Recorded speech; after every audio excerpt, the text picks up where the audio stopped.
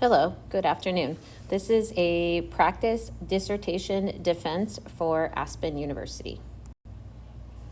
My name is Tennille Cantner Brill, and today I'm going to be using Lorinda Bruce's dissertation titled A Study of the Preparedness and Efficacy of Middle School Teachers to Teach Literacy Skills. The problem being studied is the achievement gap in reading proficiency levels between elementary grades and middle school grades. This is a problem the federal government has started to investigate since 1965, but today still only 34% of 8th grade students score at or above reading proficiency levels. So the problem is to study the achievement gap in this reading proficiency between elementary and middle grades.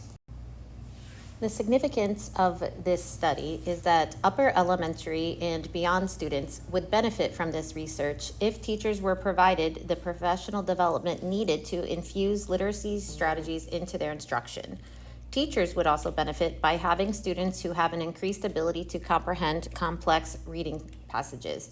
Then, eventually, in the future, society will benefit from having students who are able to read and comprehend complex texts while in the workforce. There were 3 research questions addressed in Bruce's research. The first research question was, how do middle school teachers rate their self-efficacy as it relates to the use of literacy strategies for teaching reading skills? The second research question is, how prepared are middle school ELA and content area teachers to address literacy skills for all students? The third and final research question was, how does the efficacy of a traditionally prepared teacher compare to a non-traditionally prepared teacher? For the literature review portion, several main topics were looked at.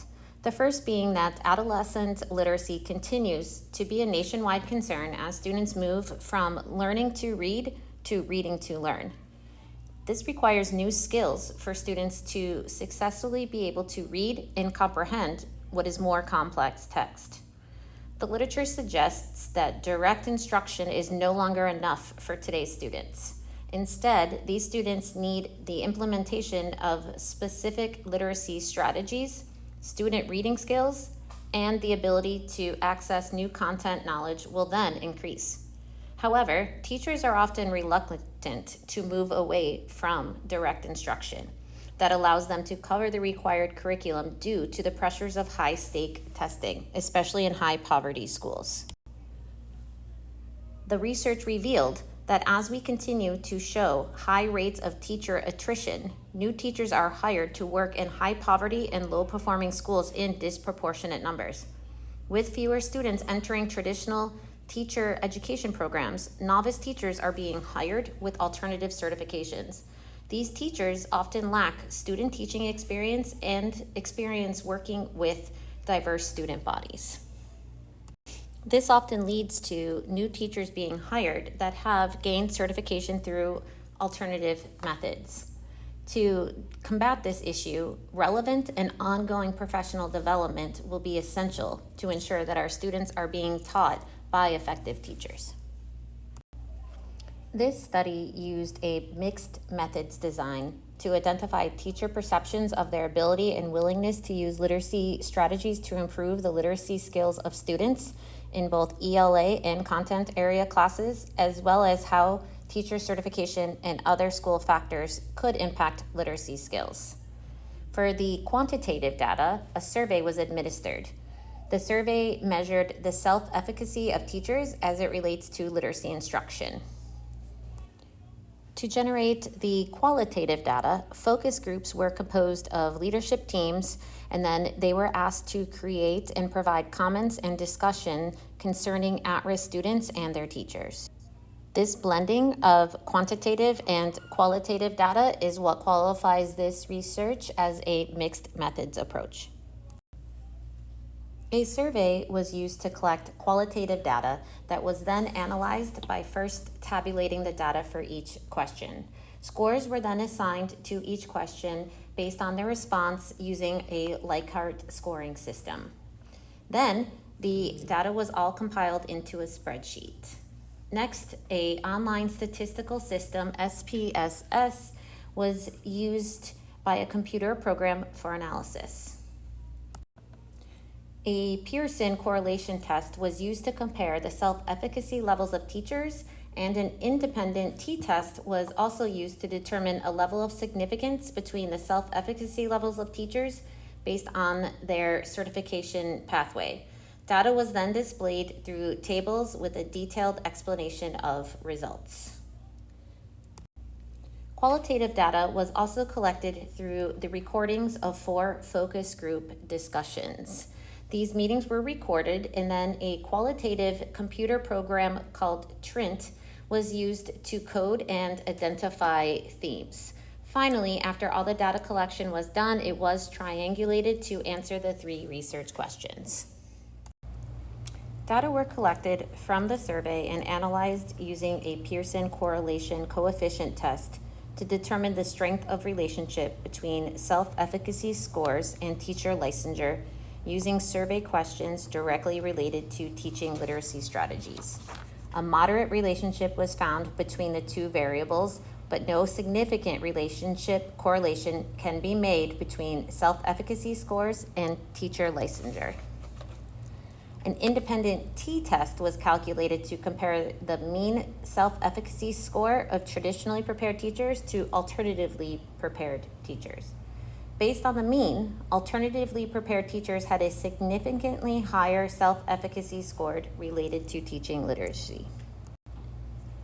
The focus group transcripts were coded for common themes.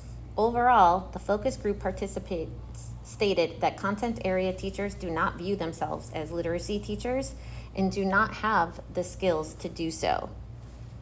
This lack of skills was attributed to a lack of teacher training, student skill deficit, and student poverty. The main limitation of this study was the small sample size for the survey. The data was collected from 4 Title I middle schools that had a total of 47 possible participants. However, only 14 of those teachers actually participated in the survey. Another limitation is that the focus groups that were created did contain administrators as well as teachers. The administrator presence may have caused some teachers to be less forthcoming with their comments. Another unique limitation is that the focus group meetings were scheduled to be held in person, but due to the COVID-19 pandemic of March 2020, they all had to be held virtually instead. Recommendations for this study include replicating the study within the same district or even expanding to other districts to look for commonalities in the data. The research could also repeat the study and use teachers with less than 10 years of experience, so increasing that participant pool. And lastly, we could expand the data to include middle schools that are more affluent, so eliminating that poverty aspect. Conclusions. As the literacy demands continue to increase, middle school teachers must recognize their role as literacy teachers, even if they are subject area teachers. This is going to require all teachers in middle school to be able to integrate effectively literacy strategies into their content. It does not mean that everyone is a literacy instructor. However, everyone has the ability to use those strategies to increase their particular content. Of course, this will require extensive professional development for all teachers. Thank you for your participation, and I would like to thank Bruce for using her dissertation throughout the course for the last 8 weeks. I have learned a lot, and with each reading of the dissertation, I have found new items that I would like to replicate in the future.